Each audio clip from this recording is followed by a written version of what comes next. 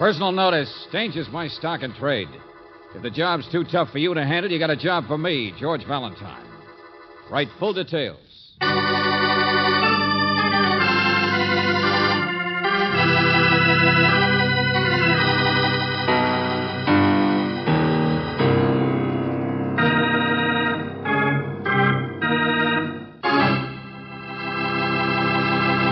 Greetings, mystery lover. Have another helping of homicide on the half-shell. Our Let George Do It adventure is a real killer, to coin a phrase, which I didn't. Anyway, it's called Tag, You're It, which, believe me, has nothing to do with Junior trying to catch the little girl next door. On the contrary, it deals with an officious master of ceremonies of an audience participation program. Now, this fellow was an eager little beaver who got along on poking fun at people, until one day someone took a poke at him. Then even George Valentine couldn't help him.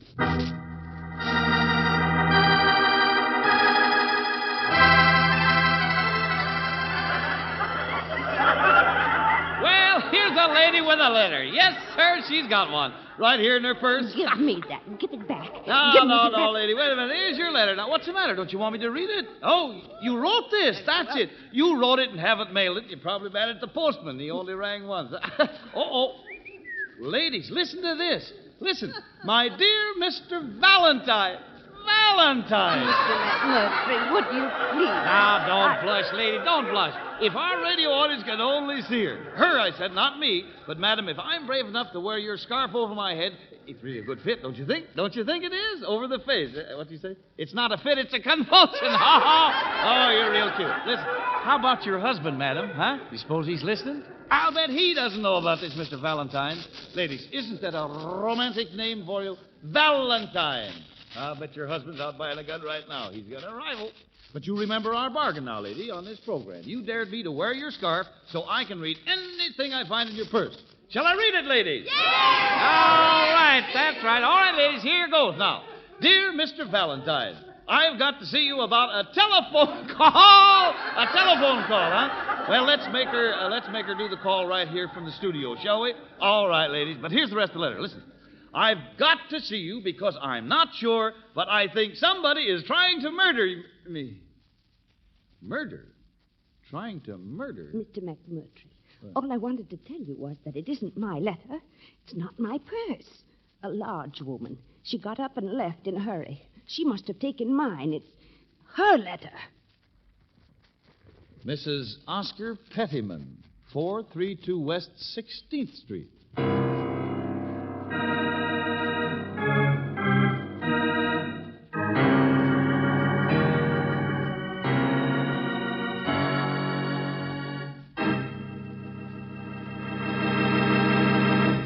You are listening to Let George Do It. Our adventure will continue in just a moment. Now back to Let George Do It and George Valentine.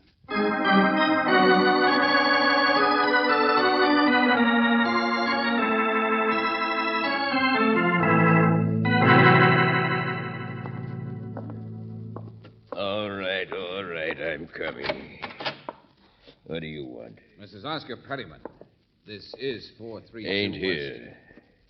You her husband, friend, Mr. Pettyman? He's in Chicago. Can't stand her. Leaves every chance he can get. Ansel Pettyman's my name, her brother-in-law. I board here. Well, Mr. Pettyman... Yes, the police phoned me, miss, and no, I don't know anything. You hung up on him. Well, why not? Bunch of pests. Anybody tries to kill Birdie, it wouldn't hurt anybody. Why should they care? Wow, you're a nice guy. Puzzles, contest prizes. Yeah. You ought to see what she looks like. Well, what do you mean? Birdie's as big as a horse. My dear sister-in-law. So she started to write you a letter. Think somebody's trying to kill her. All right. What's all the fuss? Let 'em. Yeah, there's a time-wasting contraption. Now, wait a minute. I'll answer that. I asked somebody to call me here. Valentine speaking. Hal McMurtry. Mr. Valentine, now listen. Did you find her? There are cops all over the studio. I want you to understand, though, that I didn't know who you were when I read that letter. Did you find her? Well, no, not exactly, not yet. But believe me, we're turning the place upside down. Now, about that game I play on my program. Give me that phone. Give it to me. Well, look, I want to explain to Hey, you. what's going on? What's going on? McMurtry. Hello, this is Holman speaking, F.J. Holman. What? Who? What? I'm the studio manager, Mr. Valentine, and as I told the police, we'll do everything possible. I've warned McMurtry before about that silly game he plays with those women, wearing their scarves and then trying to embarrass them by prying into their purses. Well, they love it. You know they love that. Be quiet, be quiet. I just wanted you to understand, Mr. Valentine. Well, yeah, sure, Mr. Holman, sure. Nobody's going to sue anybody. Skip it. But you can ask Ansel there. He's been our janitor here at the radio station, you know. He's what?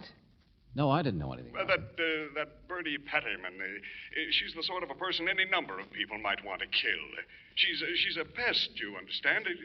A pest. Look. A professional radio contestant who's forever snooping around here. And sooner or later, she'll be back. You see, that's what I mean. You don't need to worry. She's an unpleasant woman that lots of people... Oh, tell it to McMurtry. I'm busy. Hey, bunch of characters work at that place. Including you, huh? Of course. 20 years, never a day sick. How else do you think my sister-in-law get all the broadcast tickets I get them for? Keeps her away out of my brother's hair. Look, I just want facts. Never mind the double talk like that Holman gives out. Because he's scared his radio station will get involved. Hello from Tag. You're it. You're wealthy. What? Huh? Letter she started said something about a phone call, didn't it? That's right. And when the police ask you Trying about to it... remember. Only a phone call I know anything about happened yesterday when I was home for lunch. Bertie stepped out to look up something for a newspaper contest. Voice says, hello from Tag. You're it. You're wealthy. What? I'm not fooling. That's the kind of crazy stuff goes on around here. No greeting, no nothing. I remember every word. If you look in your mail today, you'll find you're a winner. We hope you enjoy your award. And that's all? Look in your mail. Hope you enjoy your award. It happens all the time. She don't do anything for a living except that. Puzzles, contests, coupons are always ringing up, delivering things. You ought to see her stuff. She's got 5 vacuum cleaners in this house, and she doesn't use one of them. What was in it, the mail? What was the award that they... Search me, friend. I wasn't here. I work for a living. Okay. Hey, Brooksy, phone Riley. Get him to check the mailman. Sure, George. So you don't like your sister-in-law, huh? Nobody seems to. Doesn't do anything. I know, yeah. Nut on contests. Well, sometimes I like contests myself. But I suppose it's a little different if that's all she does. Always trying to get something for nothing. Well, that's not the point. The idea is she was worried, wrote to me. It is the point. How worried could Bertie be if she went gallivanting off to a radio studio to have fun before she mailed your letter? Well, I'll grant you that it's... I don't take it seriously because neither did she. Murder. Yes, it's just another idea to waste time with. You ask me, she's out someplace now. Forget all about it. Wait a minute now. Tell me, what kind of a voice was that on the phone? That Tag, you're it. Man or woman? Man, I guess. I don't know. It lisped. It what? Lisped. Like this. Soft voice. Just barely hear it. Lieutenant Riley? Well, this is Claire Brooks. Oh, wait a minute. Here, let me have it, Angel. Hello, Riley. Listen, Valentine. We haven't found that Pettyman dame yet, but we just put out a bigger alarm on her because... Riley, look, now, wait a minute. A quick angle. Her husband's out of town, so he Yeah, doesn't but I like wanna- her. Yesterday, she got a phone call, and later on, some kind of package Yeah, in wait, the mail. wait. Hey, Will you wait? are you trying to accuse my I brother already of... got in touch with her husband. He's in Chicago. He's got nothing to do with it. Oh, Riley, everybody seems to think this is just a false alarm. She's just some kind of a crackpot. I want it... All right, maybe so. But if there's 1 chance in 50 of our preventing a real I murder... said wait, will you? It's already happened. Huh? I'm busy, I told you, with a blonde. And I don't mean Mrs. Pettyman. The exact opposite. Beautiful, young, real diamond. Riley, for the love of My heavens, will you... boys will keep on helping you look for Mrs. Pettyman, all right, but don't bother me. This one's a real case, my friend. This blonde, see, and the only clue I've got to go on is a note in her purse which says, Tag, you're it. You're wealthy. Ah, she's wealthy, all right. She's dead.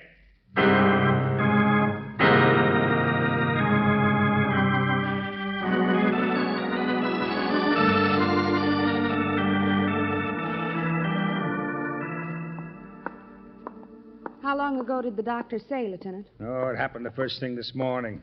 The traffic officer found her body in the car packed up an alley. Girl was shot, huh? Yeah, that's right. Nobody would have noticed it for hours. The best place in the world. Right in the middle of town, an alley in commercial district.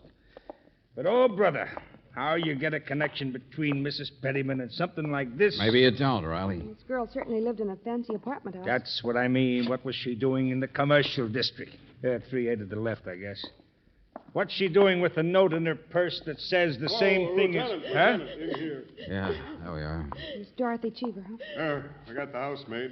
She can never stop crying. Oh, Lieutenant, she was such a lovely person.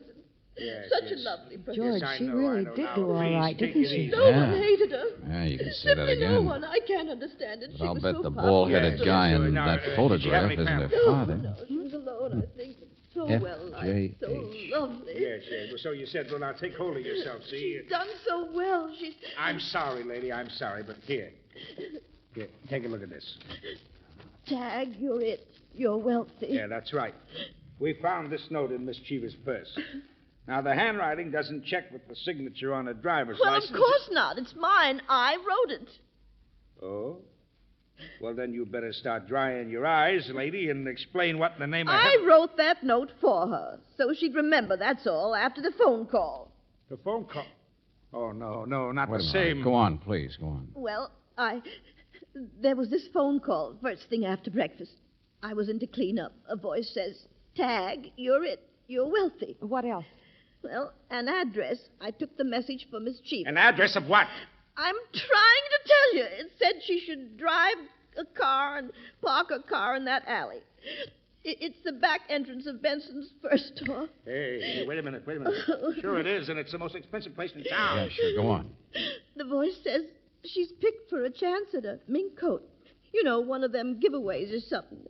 I guess they take your name from a phone book. Well, of course, she went right away. Wouldn't you, miss? Well, a chance at a real mink coat? Huh?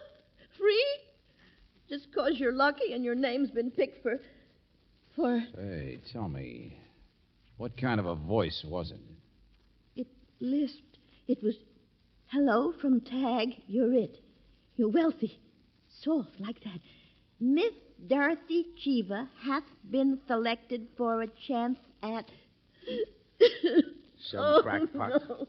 Some absolute nut.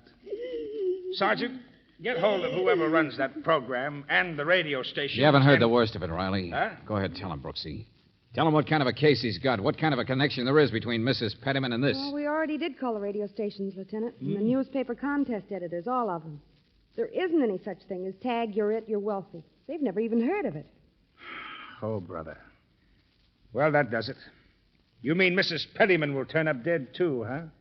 And anybody who's tagged will jump for it, just like the poor girl here did. Oh, my friends, we're up against a phony giveaway. Somebody just calling people up and giving away death.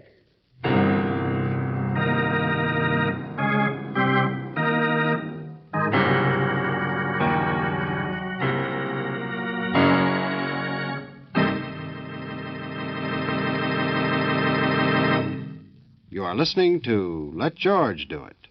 Our adventure will continue in just a moment.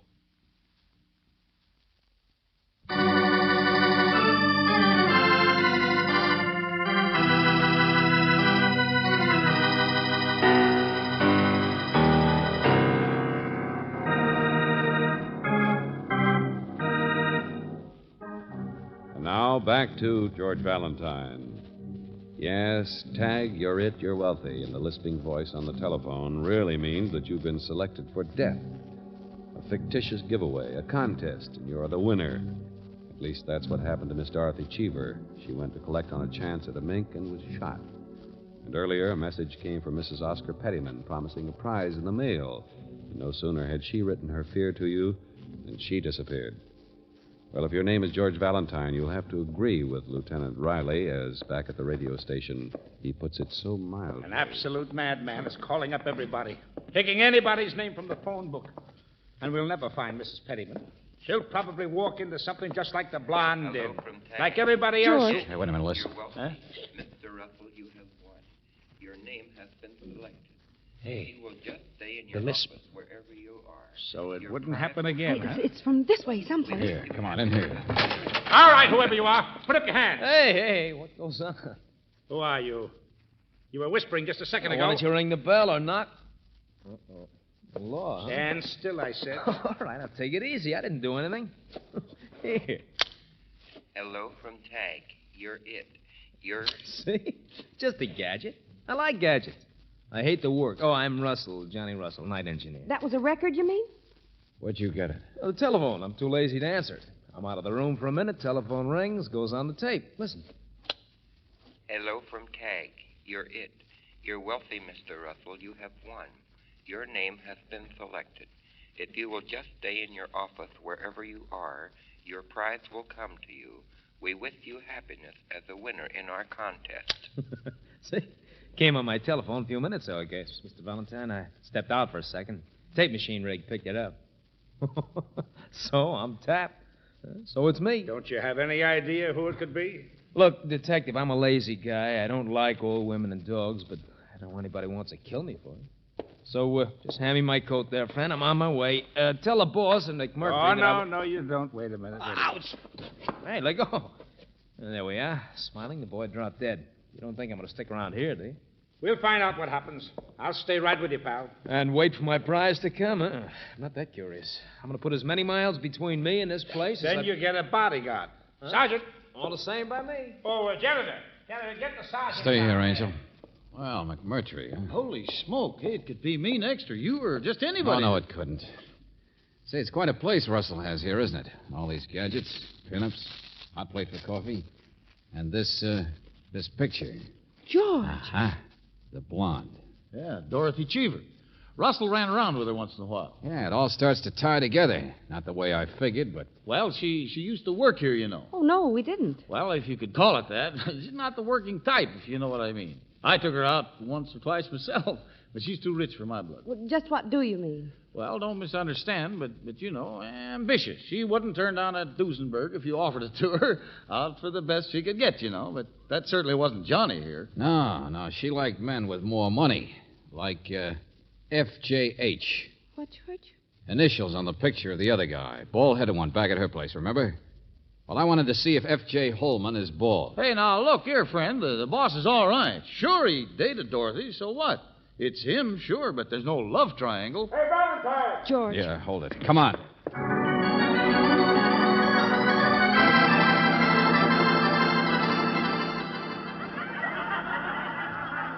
Busman's holiday, my friend. In a radio station. What do they listen to? Other radio stations. Don't you understand? We found her, my sister-in-law. Bertie's all right. She ain't even halfway dead. Listen to her. Well, I don't see anything to laugh at. Well, I don't. I answered the question right, didn't I? Back to the microphone, please, Mrs. Spring. Oh, excuse me. But I'm going to get a prize, ain't I? I mean, oh, my goodness, I'm so embarrassed. Yeah. Told you what she's like. Might have known it. Ran out in McMurtry's program this afternoon because she remembered she had tickets to this one. She was just telling them over there. Well, we'll have her under protection, too, Valentine. Yeah. Told the audience her cat was sick. They laughed. Don't blame them. Piece of candy Bertie got in the mail yesterday. What? Huh?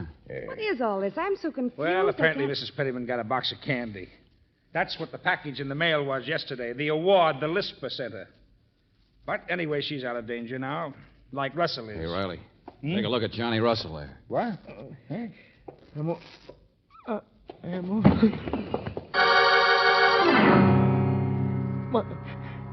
My arm. I can't move. Get him to the hospital. Come on, lift him. Come on, step on it. Fast as we can, sir. George, his coat. That's what it was. He said ouch when he put it on, remember? Let me see that. Yeah, you see that needle there hooked in the lining? You put on your coat, you get a scratch that you don't even notice. Oh, brother, how fast you have to work in this three-ring circus to keep people alive.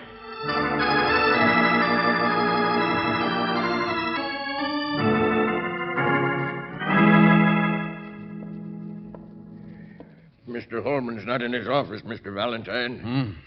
Oh, well, never mind. Where are you going, Ansel? I work for a living. What do you think? Instruction box says sweep Studio B. Well, janitor's hard paid. All right. George, I don't understand. Well, take 'em one at a time, Brooksy. Mrs. Pettyman got her call first. In some kind of murder attempt through the mail. Candy or whatever it was. Yeah. The whole case got thrown in the open fast because her letter was read right out on the air for everybody to hear. But in the meantime, Dorothy Cheever had got her call and had been killed. Then Johnny Russell. You see, Angel, the murderer was working against time, making mistakes, because it was really going too fast for him, too. George, they're tied together, though. I mean, the blonde... Well, they've all been around here in the studio, sure. The blonde, Johnny Russell, even Mrs. Pettyman, always snooping around trying to get free broadcast tickets, remember? Who's going to be next? I mean, what's the pattern? A killer like that doesn't stop. It just... Hold it. What's the matter, Ansel? I just happened to think Studio B isn't being used tonight. It's a spare down in the basement with the reserve switchboard. What?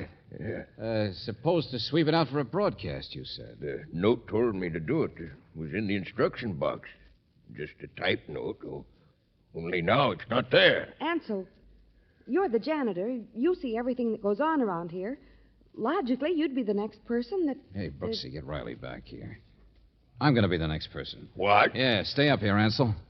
I'll take a look at Studio B for you.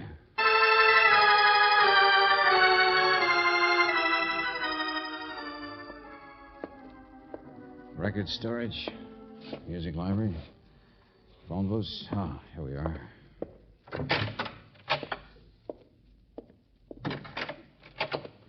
It's a pretty good-sized studio. What? All right, come on now. Turn them on. Turn the lights on. Come on now. There's a master board around here someplace. What's the matter? Can't you see? Look, it's too late to play games, friend. Put your lip back in shape. Where am I? Yes, where am I? You can't tell in the dark, can you? Where am I? Oh, now, look for the love. Music stands set up for an orchestra. Did you hurt yourself? Not half as much as you're going to be, friend. Come on, tell me. I know where you are. You haven't moved, so you're still somewhere by the big control switchboard. Mr. Valentine. Look, now, I won't hurt you. Yeah, I'm on your side. In fact, I'm almost on you. Hey, let go of that gun. Get away from those switches. Hey, The wrong switch, Mr. Valentine. Oh, what a madhouse. No, you don't, Buster. Get away. I'll get the lights. Get over there. And I still have the gun. Well. Hello, Ansel. You couldn't shoot me in the dark, could you? You guessed who I was. It wasn't a guess, Buster. You made a mistake. But skip that part of it. I'm on your side. Forget it. Of course you're on my side. But I was fired. You guessed that. Fired? After 20 years of service? Holman said I should rest. But I work for a living.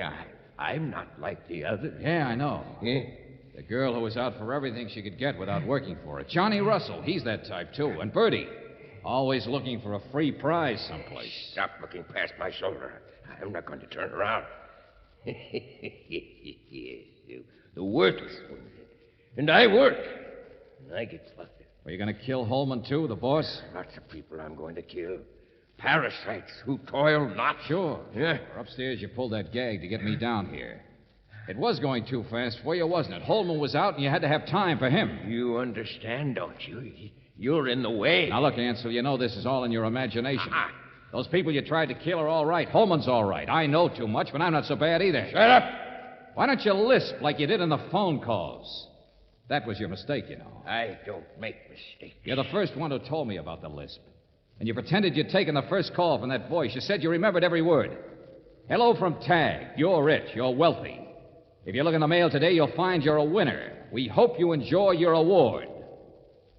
Friend, in that entire message, there's not a single S for anybody to lisp on. For the last time, look at me. Now! And look at the gun. You can't fool me. There's no one behind me. I locked that door when I followed you in here. What difference does it make what I say? I've worked all my life. Every penny I've made because I worked. Sure, that's right, friend. This is a radio. I'm going to kill you, and no one will ever know that it was I. No one's ever going to know what. Let me tell you just one thing, mister. It's just what I've been staring at. One of those switches we hit. Maybe lots of people don't know about you, friend. Mr. Valentine. Now, you listen to me. Now, I don't know what it means. You could tell me. But right behind you, back there over the door, there's a big red sign that's all lit up. Yeah, look at it. In great big red letters, it says, "On the air." What? No, this studio That's is... all, sucker!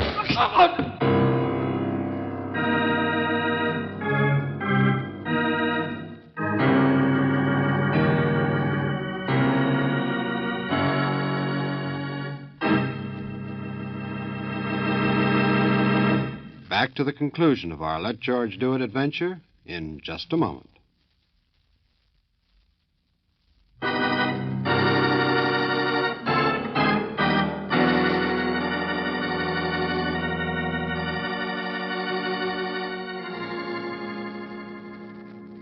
It was strange. Mr. Holman told you that. He'd saved enough money. He didn't need the job. I wouldn't try to explain him. Of course, I never paid much attention to him. We know you were busy all the time doing what Ansel didn't like. I beg your pardon. There's nothing wrong with contests, is there?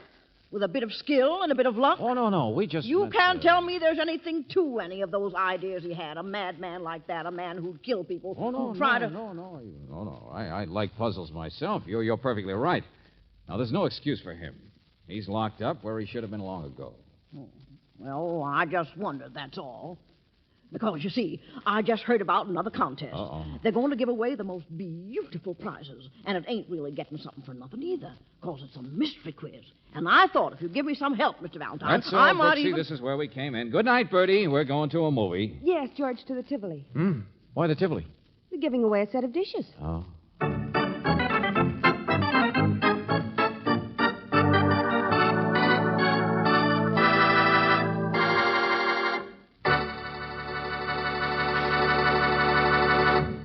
You have just heard Tag, You're It, another Let George Do It adventure. Robert Bailey was starred as George Valentine, with Virginia Gregg as Brooksy. David Victor and Jackson Gillis wrote the story, with music by Eddie Dunstetter. Now this is yours truly inviting you to another visit with Valentine, when you will again hear what happens when you let George do it.